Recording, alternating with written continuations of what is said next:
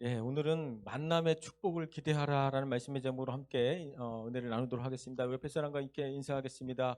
만남의 축복을 기대하십시오. 예, 만남의 축복을 하나님께서 지금 예비하고 계신 줄 믿습니다. 지금까지 인도해 주신 그 하나님의 그 은혜를 이렇게 좀 곰곰이 이제 생각하고 또 묵상해 보니까 어떻게 하나님의 은혜를 표현할 수 있을까? 내 인생을 이끌어 오신 하나님의 은혜를 어떻게 하면 그렇게 한 단어로 표현할 수 있을까? 이렇게 딱 생각하다 보니까 딱 떠오르는 단어가 있었습니다. 그건 뭐냐면 기가 막힌다라는 뜻이에요. 그렇죠? 기가 막힌다라는 것은 무슨 뜻이죠?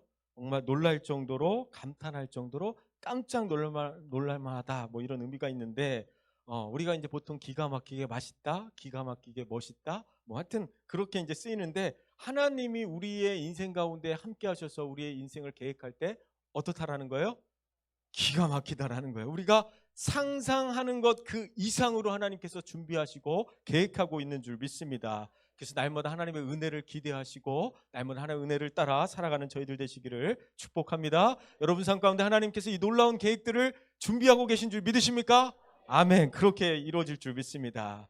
우리 지난 시간 이제 사무엘상 8장 말씀을 한번 생각해 보면 이스라엘 백성들이 이제 이스라엘 백성들이 하나님을 버리고 자신들이 원하는 그 왕을 구하는 것을 보게 됩니다. 그럴 때 이제 배은망덕하다라고 이렇게 할 수가 있을 텐데, 우리 같으면 우리가 이제 하나님은 아니지만 하나님이라고 생각하면 이런 배신하는 백성들, 패역하는 백성들을 우리는 어떻게 다룰까요? 보통 배신을 하겠다 하면 우리는 심판을 내린다든지 아마 혼쭐을 내줄 것 같아요. 그렇죠? 그럼에도 불구하고 하나님께서는 뭐예요? 계속해서 인내하시고 또 은혜를 베풀어 주시는 것을 보게 됩니다.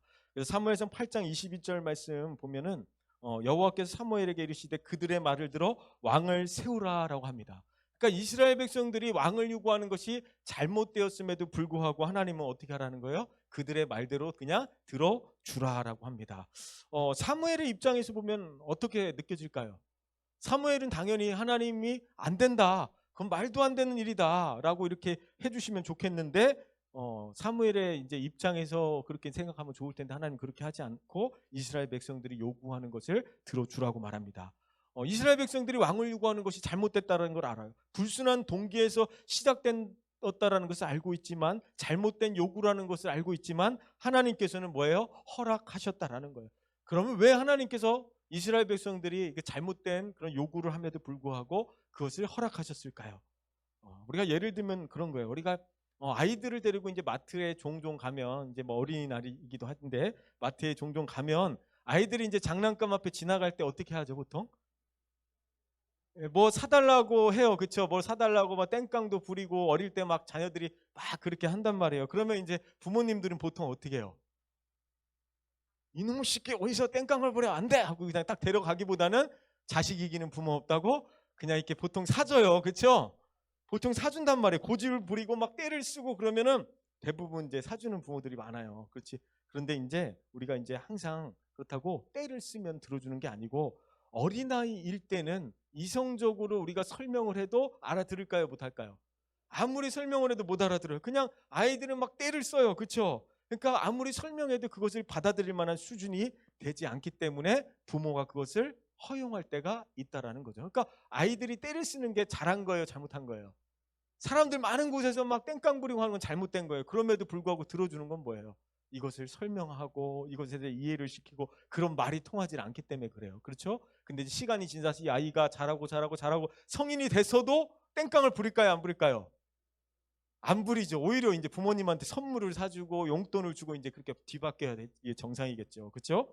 이제 아이일 때는 아무리 설명을 해도 이해할 수 없기 때문에 이제 한시적으로 그것들을 허용할 때가 있다라는 거예요. 그러니까 무조건 때를 쓰면 하나님께서 무조건 응답해 주시고 잘해 주시는 것이 아니고, 우리가 이제 한시적으로 허용했다라는 것은 뭐냐면 이제 이 아이가 점점점 성장해서 자발적으로 스스로 깨달을 수 있도록 시간을 허락해 주셨다는 것을 알 수가 있습니다.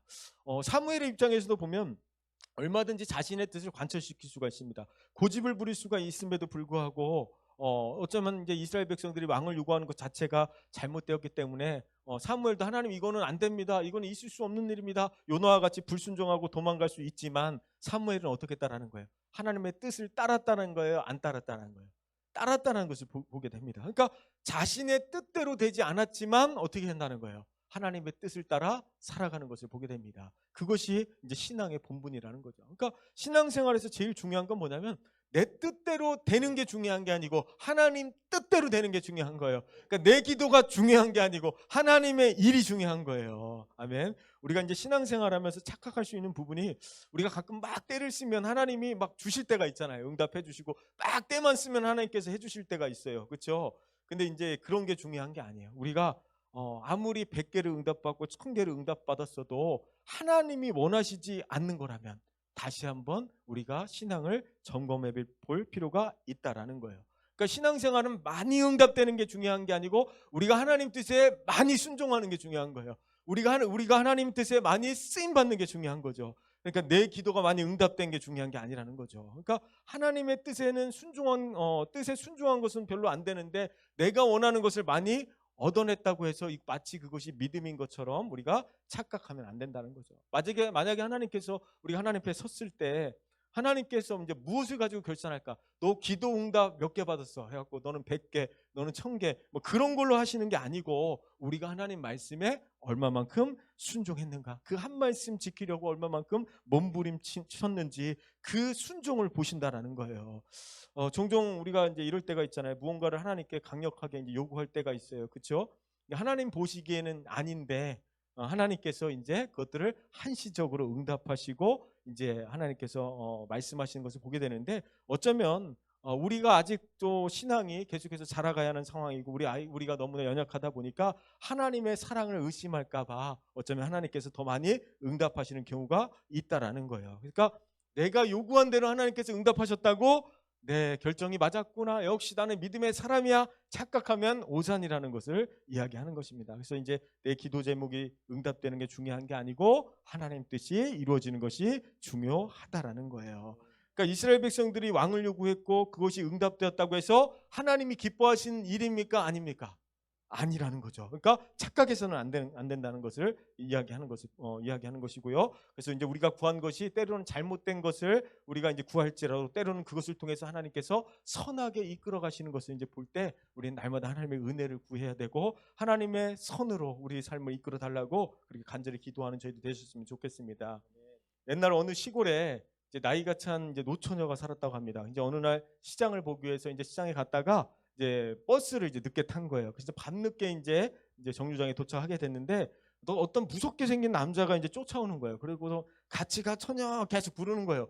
이제 열심히 막 도망갔어요. 그랬더니 이제 무섭게 생긴 이 남자가 더 빨리 쫓아오면서 더 큰 목소리로 같이 가 처녀 하면서 소리를 더 지르는 거예요. 그러니까 막 소리를 치니까 이 처녀가 너무 무서워가지고 그냥 기절을 한 거예요. 그래서 정신을 차려서 이렇게 보니까 그 남자가 물끄러미 이제 쳐다보면서 이렇게 얘기합니다. 갈치가 1,000원이에요. 이렇게 얘기하는 거예요.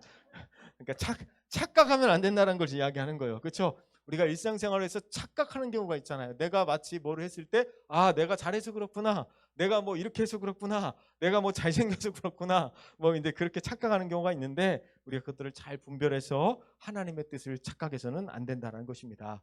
초신자 때 보통 이제 그래서 기도의 응답이 잘 될 때가 많잖아요. 아니면 그것을 통해서 하나님께서 우리의 신앙을 성장시키기 위해서 우리가 이제 초신자 때는 예수님 만난 지 얼마 안 됐을 때는 막 구하기만 하면 하나님께서 계속해서 막 부어주시고 응답하시는 경우들이 있습니다. 그런데 이제 그것이 많이 응답되었다고 해서 내 신앙이 성숙하고 역시 내가 믿음의 사람이야 이렇게 착각하시면 안 된다는 것입니다. 그래서 우리가 신앙의 이제 대화를 가끔 하다 보면 내가 이렇게 기도했는데 이렇게 이루어졌어. 내가 이렇게 했더니 이렇게 이루어졌어. 내가 뭔가를 했더니 뭔가 역사했어. 뭔가 이렇게 잘 들어보면 내가 그걸 누가 잘했다는 거예요? 내가 잘했다는 거예요. 내가 하나님께 이렇게 구했더니 내가 금식했더니 내가 이렇게 했더니 내가 저렇게 했더니 막 그렇게 이제 잘 생각해 보면 결국에는 하나님의 역사가 드러나기보다는 내가 이렇게 해서 이루어졌다. 그러니까 자기를 드러낼 때가 많다라는 거예요. 그래서 이제 하나님께서 영광 받아 주셔야 되고 하나님만 높임을 받으셔야 되는데 어쩌면 자기 영광이 더 드러날 수 있을 수 있다라는 거죠. 그래서 이제 우리가 어떤 신앙적인 대화를 할 때 우리가 실수하는 부분들이 뭐냐면 내가라는 말만 잘 빼시면 돼요. 하나님이 하셨다고만 하면 되는 거예요. 내가 한 게 아니에요. 내가 기도한 게 아니에요. 내가 전도한 게 아니에요. 하나님이 하셨습니다 하면서 박수 치면 모든 것이 다 하나님께 영광이 되는 줄 믿습니다. 그래서 우리가 날마다 나를 높이는 자들이 아니라 하나님만 높이는 영광스러운 존재들이 되시길 축복합니다. 그래서 이제 이스라엘 백성들이 잘못된 선택을 했음에도 불구하고 그 선택을 하나님께서는 뭐하냐면 존중해 주시는 분이라는 거예요. 이 말은 동시에 그 선택에 대해서 뭐죠? 책임 또한 지게 하시는 것을 보게 됩니다. 지난주에 이제 담임 목사님께서 말씀하신 것처럼 아담과 하와가 선악과를 이렇게 먹을 때 손목을 날렸습니까? 안 날렸습니까? 안 날렸어요. 그렇죠? 그럼 뭐냐면 그 아담과 하와의 선택을 존중한 거예요. 내가 먹으면 죽는다고 했는데 하면서 입을 막 꼬매버린다든지 뭐 그렇게 하잖아요. 그 선택에 대해서 존중을 하되 그 선택에 대해서 뭐죠? 책임을 지게 하셨다라는 거예요. 어쩌면 하나님께서는 우리를 인격적인 존재로 만드셨기 때문에 그렇습니다. 예를 들면 우리가 만약에 로봇 같은 존재면 너는 이제 아무것도 생각하지 마. 그냥 시키는 대로만 하면 돼. 이렇게 이제 세팅을 해버리고 그 삶을 다 통제해버리는 거예요. 다른 사람도 쳐다보면 안 되고 남자는 세상에 나 혼자야 하면서 나만 쳐다봐. 그래서 교회하고 집 위에는 절대 돌아다니면 안 돼 하면서 그렇게 탁 통제해버린다고 한다면 그의 인생이 행복할까요? 불행할까요? 불행하죠. 그래서 이제 하나님께서는 자유의지를 주는 거예요. 그렇죠? 시간이 좀 필요하고 좀 인내가 필요하지만 자발적으로 먼저 하나님을 사랑하기를 원하는 거예요. 자발적으로 하나님 사랑해서 예배하기를 원하는 거예요. 자발적으로 하나님을 사랑해서 기도하기를 원하는 거예요. 그래서 우리 어쩌면 그것은 뭐냐면 우리에게 자유의지를 주신 것은 우리를 하나님께서 사랑하시고 우리를 너무너무나 믿고 있기 때문이라는 거예요. 그래서 하나님의 그 사랑에 의해서 우리가 주님 앞에 나오는 그런 자발적인 선택이 자유의지인 줄 믿습니다. 그래서 우리를 뭐예요? 너무 사랑하고 우리를 존중해 주시는 하나님의 표현인 줄 믿습니다. 요즘 이제 보면 맛집들이 참 많아요. 그렇죠? 먹거리가 이제 넘쳐나기도 하는데 그런데 이제 먹거리가 넘쳐난다고 해서 많이 먹으면 될까요? 아니면 적당히 먹어야 될까요? 적당히 먹어야 돼. 적당히. 그렇죠? 절제도 해야 되고 또 꾸준히 운동도 해야 돼요. 그러니까 선택은 내가 해요. 내가 막 먹어요. 그러고 하나님께서 내 건강까지 책임져 줄 줄 믿습니다. 이렇게 기도하면 되는 거예요? 안 되는 거예요? 먹는 거는 내가 먹고 예, 건강은 하나님께서 책임져 줘라. 뭔가 좀 앞뒤가 안 맞아요. 그렇죠? 그렇기 때문에 우리가 먹었으면 우리가 책임을 져야 돼요. 그러니까 선택에는 책임이 반드시 따른다라는 거예요. 그래서 안 그러면 하나님께서 우리가 건강 나빠지려고 하는데 우리가 계속 먹을 때는 어떻게 해야 돼요? 못 먹게 한다고 입을 딱 때린다든지 입을 꼬매버린다든지 그러면 안 좋잖아. 그렇죠? 우리가 자발적으로 스스로 뭐예요? 그것을 절제할 수 있어야 된다는 거죠. 그래서 이제 그게 하나님의 사랑이고 하나님의 은혜라는 것을 우리는 깨닫게 되는 것입니다. 그래서 이제 이스라엘 백성들이 왕을 요구했잖아요. 그리고 이제 왕을 얻게 돼요. 그래서 이제 왕을 선택함으로써 이제 그들의 인생이 어떻게 됩니까? 40년 동안 사울의 통치하에 자녀들은 노역을 하고 전쟁에 끌려가고 세금 내고 엄청난 이제 고난의 길을 걷게 되는 것을 보게 됩니다. 그래서 분명히 하나님께서는 그 어려움에 대해서 이야기했지만 선택은 누가 한 거예요? 예, 본인들이 한 거예요. 그렇죠? 그러니까 이제 하나님께서 우리에게 그런 자유의지를 주셨을 때는 우리에게는 뭐가 있냐면 그 막중한 책임감과 어떤 의무감이 있다라는 거예요. 사울왕 밑에서 고통받는 이스라엘 백성들을 바라볼 때 그것을 하나님께서는 기뻐하실까요? 아니면 슬퍼하실까요? 슬퍼하죠. 왜냐하면 이스라엘 백성들이 좋은 길로 가기를 원하는 거예요. 자녀들이 잘못되라고 혼내는 부모가 있을까요? 없을까요? 자녀들을 잘 되라고 혼내기도 하는 거예요. 그렇죠? 자녀들이 행복한 인생 살라고 좋은 길로 가라고 그렇게 이제 꾸짖기도 하는 것처럼 우리가 하나님의 마음을 깨닫고 하나님 원하시는 기뻐하시는 그런 삶의 자리로 나아갈 수 있게 되기를 축복합니다. 네, 오늘 읽은 본문 말씀을 보면 이제 최초의 왕인 사울이 왕으로 세워지는 어떤 이제 과정을 보여주고 있는데요. 우리 1절 말씀 한번 선포하도록 하겠습니다. 시작. 베냐민 지파의 기스가 이르면 유력한 사람이 있으니 그는 아벨의 아들이요 스롤의 손자요 베고라스의 증손이요 아비아의 현손이며 베냐민 사람이더라. 예, 베냐민 이제 지파가 등장하게 되는데요. 우리가 사사기를 읽어보면 그 베냐민 지파가 어떤 지파냐면 레인의 첩을 죽이고 욕보인 그 기브아 사람들 있잖아요. 그 사람들이 바로 베냐민 사람들이에요. 그래서 이제 그 일로 인해서 이제 모든 지파가 연합해서 베냐민 지파 전쟁을 하게 되는데 이 베냐민 지파도 이제 만만치는 않거든요. 그래서 이리처럼 난폭하고 과격한 성격을 져서 그러니까 11대 1로 그냥 싸움을 해버린단 말이에요. 그래서 결국에는 이 베냐민 지파가 지게 되고 이제 아주 처참하게 거의 멸절되다시피 이렇게 한 지파가 바로 베냐민 지파라는 것을 알 수 있습니다. 그래서 이제 베냐민 지파는 그 12지파 중에 작은 지파이고 영향력이 없는 이제 지파로 이렇게 전락하게 되는 것을 보게 됩니다. 그런데 이제 가장 작은 그 지파에서 영향력이 없는 그 지파에서 첫 번째 왕이 나오게 되는 것을 보게 됩니다. 우리가 생각할 때 만약에 이스라엘의 첫 번째 왕이 나온다고 하면 어느 지파에서 나오면 좋을까요? 우리가 생각할 때 제일 강성했던 유다 지파를 통해서 이제 예수님께서 이제 다윗이 나오고 또 예수 그리스도가 이렇게 나오잖아요. 그래서 유다 지파나 아니면 여호수아가 있던 에브라임 지파 같은 데서 나오면 좋을 것 같은데 왜 저렇게 멸절하다시피 한 그 베냐민 지파, 아주 작은 지파를 통해서 그 왕이 나오는 것을 왕이 나오게 되는지 우리가 한번 생각을 한번 안 해볼 수가 없는 문제인 것 같습니다. 그래서 9장 1절의 내용을 보면 또 사울이 어느 지파 누구의 아들이라는 짧은 족보가 등장하는데 이 족보가 등장했다는 것은 뭐냐면 족보가 등장했다는 것은 베냐민 지파가 이제 사울을 통해서 새롭게 역사가 쓰여진다는 것을 의미하고 있다는 거예요. 그러니까 족보가 등장했다는 것은 어떤 역사가 시작된다는 것을 나타내 주는 거예요. 성경을 보다가 그렇게 이해하시면 좋을 것 같고요. 1절 말씀 보니까 사울의 아버지 기스는 어떤 사람이라고 말씀하고 있습니까? 9장 1절 말씀 보니까 유력하다라는 말이에요. 그러니까 쉽게 말해서 힘 있고 돈 있고 권력 있는 그런 영향력 있는 사람이었다. 그러니까 사울의 가정은 어떤 집이에요? 굉장히 돈 있고 힘 있고 권력도 있는 굉장히 좋은 집안에서 태어난 사람이었다라는 것을 볼 수가 있습니다. 또 2절 말씀도 한번 읽어볼까요? 시작. 기스에게 아들이 있으니 그의 이름은 사울이요 준수한 소년이라. 이스라엘 자손 중에 그보다 더 준수한 자가 없고 키는 모든 백성보다 어깨 위만큼 더 컸더라.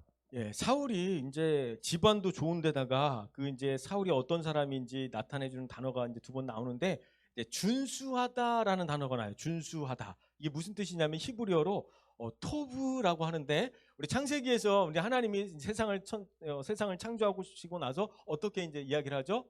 보시기에 심히 좋았다. 이제 그 단어가 바로 토브예요. 그러니까 하나님께서 이제 사울을 보았을 때 또 이스라엘 자손 중에 그보다 더 준수한 자가 없다라는 건 뭐예요?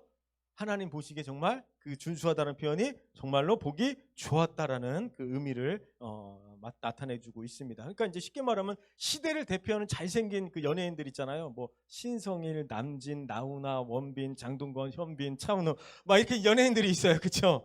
그러니까 사울은 얼굴만 잘생긴 게 아니고 키도 크고 외모도 좋고 또 뭐 집안도 좋고 흠잡을 데가 없다라는 것을 이제 알 수가 있습니다. 사울이 이제 그런 인물이고요. 또 사울이라는 이름의 뜻은 어떤 뜻이 있냐면 구하여 얻는다라는 뜻이 있어요. 뭐라고요? 구하여 얻는다. 그러니까 이스라엘 백성들이 왕을 이제 요구했고 또 하나님께서는 뭐예요? 그것에 대해서 응답해 주는 것을 보게 됩니다. 그러니까 이스라엘 모두가 원했던 왕의 모습처럼 어때요? 준수한 모습이며 다른 백성들보다도 또 훌쩍 키가 큰 사람이었다는 것을 보게 됩니다. 그러니까 이스라엘 백성들이 딱 찾던 그 사람을 하나님이 보내주셨다는 것을 보게 됩니다. 그렇게 이제 사울의 집안에 대해서 간략하게 소개하다가 갑자기 어떤 사건이 하나가 탁 발생합니다. 우리 3절 말씀 한번 읽어보겠습니다. 시작. 사울의 아버지 기스가 암나기들을 잃고 그의 아들 사울에게 이르되 너는 일어나 한 사원을 데리고 가서 암나기들을 찾으라 하매. 예, 사울의 집안에 대해서 이제 소개를 하다가 갑자기 뭐가 도망갔어요? 암나기가 갑자기 집을 나갔습니다. 왜 그랬을까요? 이게 우연일까요? 아닐까요? 왜 나갔을까요? 갑자기. 결론적으로 이야기하면 암나기를 이게 찾아 나서는 그 사울이 찾아 나서는 과정을 통해서 이제 사울이 사무엘을 만나게 되고 왕으로 택함을 받아 기름 부음 받는 그런 어떤 이제 만남을 갖게 되는 것을 보게 됩니다. 그러니까 어떤 만남을 갖기 위해서 하나님께서 뭐죠? 계획을 하고 계셨다라는 거예요. 그러니까 이 모든 과정이 우연인 듯하지만 우연이 아니었다는 것을 보게 됩니다. 그러니까 암나기가 갑자기 나간 게 아니고 뭐예요? 하나님의 선하신 계획 속에서 사울을 사무엘에게 보내기 위해서 뭐예요? 암나기를 보내셨다라는 거죠. 집을 나가게 하셨다라는 거예요. 그래서 이제 사울이 이제 아버지 기스가 이제 암나기를 잃고 나서 사울에게 이제 찾아와라 이렇게 이제 이야기를 하는 거예요. 이때 당시 이제 암나기라는 것은 큰 재산이에요. 이제 동물은 이제 수컷보다 암컷이 더 비싸잖아요. 근데 이제 사람도 그런 것 같아요. 남자보다는 여자가 몸값이 더 비쌀 것 같아요. 그래서 남자들이 몸값이 더 떨어지기 때문에 남자들이 더 잘해야 되는 줄 믿습니다. 사울이 이제 잃어버린 나귀를 이제 찾아 길을 떠나게 됩니다. 그래서 학자들이 이 부분을 어떻게 해석하고 있냐면 사울이 암나귀를 여기저기 찾아 헤매는 과정은 이스라엘이 진정한 왕을 찾지 못해 여기서 헤매고 있는 모습이다라고도 이렇게 표현을 한다고 합니다. 자, 4절 말씀 읽겠습니다. 시작. 그가 에브라임 산지와 살리사 땅으로 두루 다녀 보았으나 찾지 못하고 사할림 땅으로 두루 다녀 보았으나 그곳에는 없었고 베냐민 사람의 땅으로 두루다녀 보았으나 찾지 못하니라. 예, 말씀 보니까 사울이 이제 자기 사환과 나귀를 찾기 위해서 이제 두루 찾아다녔다라고 해요. 여기도 찾아다니고 저기도 돌아다니고 하여튼 여기저기를 이제 찾아다니는데 결과는 뭐예요? 찾았다는 거예요? 못 찾았다라는 거예요? 찾지 못했다라는 거예요. 그러니까 사울이 나귀를 찾아서 이렇게 돌아다닌 어떤 거리를 이제 신학자들이 연구해 보니까 약 40km 정도를 찾아서 이렇게 헤맸다고 해요. 40km 정도면 어느 정도 거리냐면 대전에서 논산까지 거리더라고요. 그러니까 논산까지를 어떻게 했다는 거예요? 나귀를 찾아서 걸어갔다는 거죠. 쉬운 길일까요? 어려운 길일까요? 어려운 길이에요. 제가 이제 군대에 있을 때 행군을 할 때 한 30km 정도를 하는데 한 12시간 정도를 행군을 해야 30km 정도로 가더라고요. 그러니까 굉장히 이제 먼 거리라는 것을 알 수가 있습니다. 그러니까 그때 당시만 해도 길이 제대로 된 것도 아니고 교통수단이 있는 것도 아니기 때문에 그 40km를 그냥 그렇게 이제 헤매고 다녔다는 것은 굉장히 힘들고 피곤하고 어려운 길이었다는 것을 보게 되지만 이 사울은 뭐예요? 아버지 말씀에 순종하고 있는 그런 모습을 발견하게 됩니다. 그런데 이제 40km 되는 거리를 구석구석 찾아다녔는데 왜 못 찾았을까요? 왜 못 찾았을까? 구석구석 찾아다녔는데 1번 나귀가 너무 멀리 도망갔기 때문에 2번 누가 이제 그 나귀를 이제 훔쳐다가 꽁꽁 숨겨놨기 때문에 3번 하나님이 개입하셨기 때문에 하나님이 개입하셨기 때문에 그런 거예요. 그러니까 우리 삶에 어떤 문제가 생겼을 때 답답할 때가 뭐냐면 근본적인 원인을 알지 못하는 거예요. 이 암나귀가 대체 왜 나갔을까? 이 찾을 만도 한데 왜 이 나귀를 찾지 못할까? 그 원인을 알지 못할 때 답답하잖아요. 그러니까 예를 들면 병원에 갔는데 병명이 딱 하고 나와야 되는데 병명이 나오지 않으면 어때요? 답답해요? 안 답답해요? 답답하죠. 병명이 나와야 뭐예요? 그것에 대해서 정확하게 치료할 수가 있는데 병명이 나오지 않으면 이것을 어떻게 치료할지 그런 것들이 결정되지 않기 때문에 굉장히 답답할 수 있어요. 그러니까 인생에 문제가 생겼을 때 근본적인 원인을 알지 못하고 우리가 그냥 열심히 노력한다고 되는 게 아니고 열심히 뭔가 풀으려고 한다고 풀어지는 게 아니고 찾아다닌다고 찾아지는 게 아니라는 거예요. 그러니까 하나님의 그 시간표 아래 하나님의 그 타이밍 가운데 그 문제의 답을 가지고 계신 하나님을 먼저 만나는 것이 우선이라는 거예요. 왜 나에게만 이런 어려움을 주셨을까? 이런 고난을 주셨을까? 이렇게 기도하기 전에 하나님이 이것을 통해서 나에게 깨닫게 하고자 하시는 것은 무엇일까? 하나님의 뜻은 어디에 있을까? 그것을 먼저 우리가 구할 때 우리가 삶 속에서 정말 하나님이 우리 삶 속에서 이렇게 고난을 주고 어려움을 주는 근본적인 원인과 이유를 깨닫게 되는 줄 믿습니다. 하나님께서 우리 삶 속에 적극적으로 개입하고 계시기 때문에 우리는 하나님 앞에 나아가는 수밖에 없다라는 거예요.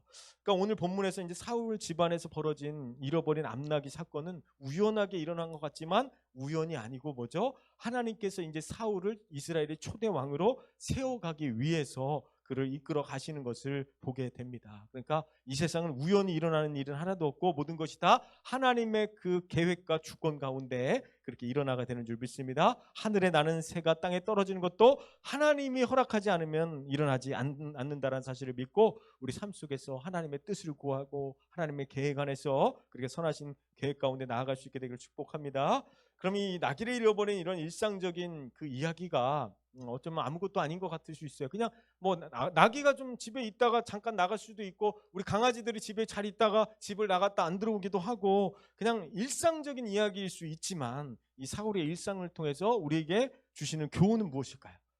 사울은 어떤 특별한 자리에 있을 때나 공적인 자리에 있을 때나 그 사람이 어떤 사람인지 알 수가 없죠. 그러나 이제 그런 일상생활을 들여다보면 비로소 그 사람이 어떤 사람인지 우리가 이제 알 수 있는 것처럼 사울이 정말 어려운 거리였잖아요. 40km나 되는 거리를 이제 아버지 말씀에 순종해서 그렇게 이제 헤매고 다니는 것을 봤을 때 사울은 어떤 사람이라는 것을 알 수가 있어요.